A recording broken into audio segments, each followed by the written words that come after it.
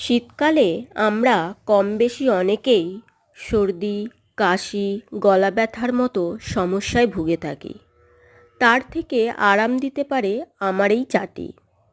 চাটি বানানোর জন্য প্রথমেই জল গরম করে দিয়ে দিতে হবে আদা, তারপর পরিমাণ মতো চিনি, ফুটে উঠলে দিয়ে দিতে হবে চা পাতা।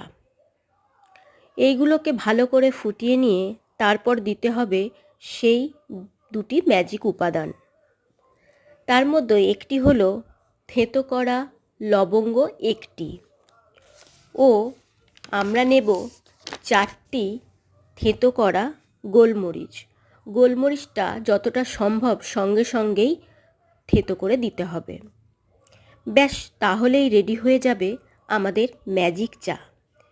এই চাটি দিনে 2বার খেলে সর্দি কাশির থেকে অনেক আরাম পাওয়া যায়। আমার ভিডিওটি যদি ভালো লাগে তাহলে লাইক, সাবস্ক্রাইব ও শেয়ার করে পাশে থাকবেন।